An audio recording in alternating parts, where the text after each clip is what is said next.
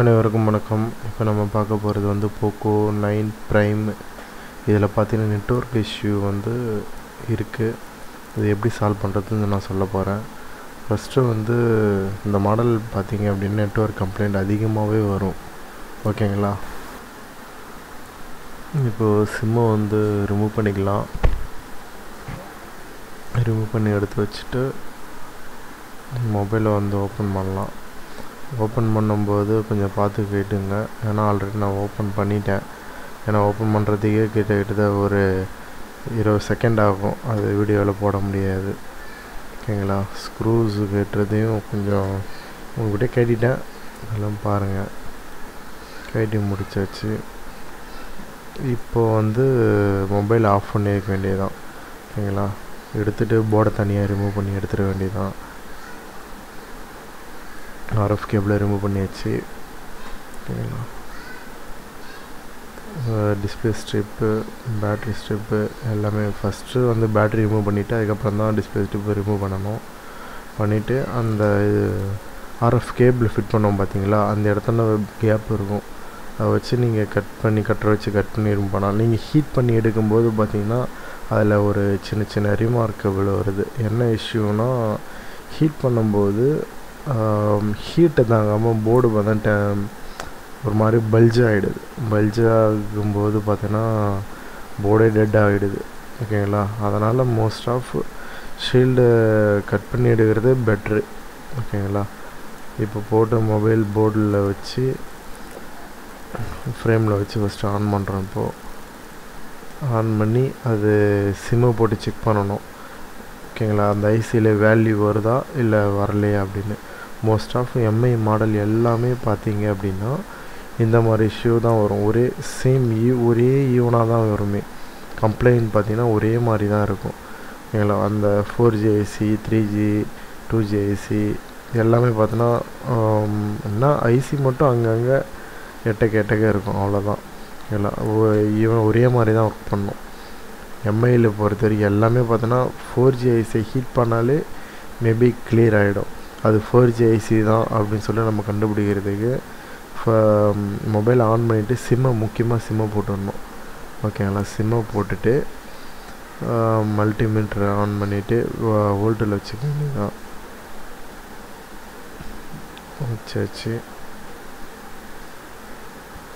டிசியில் வச்சுட்டு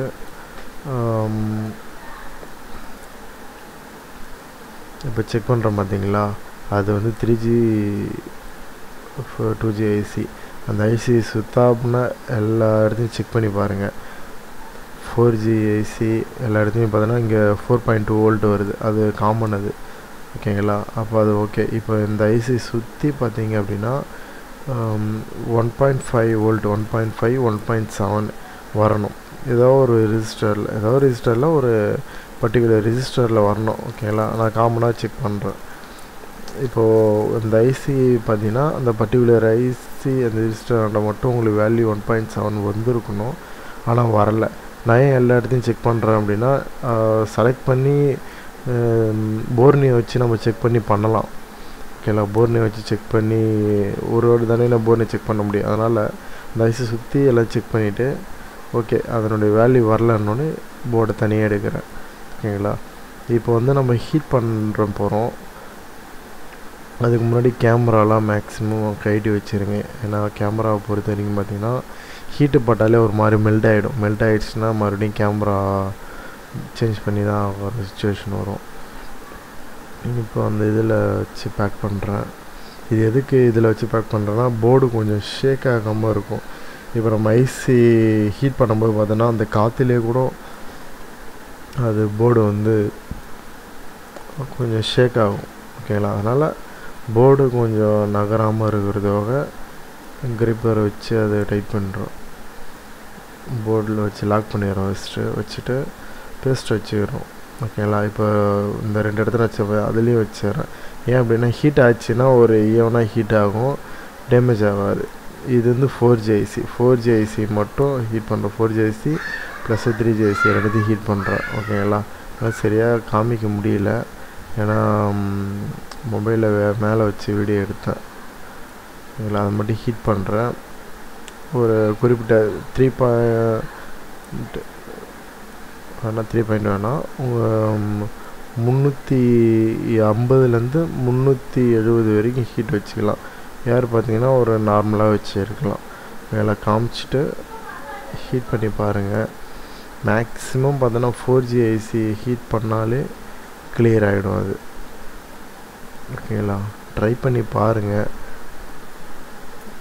ஒரு 99% கிளியர் ஆகிடும்.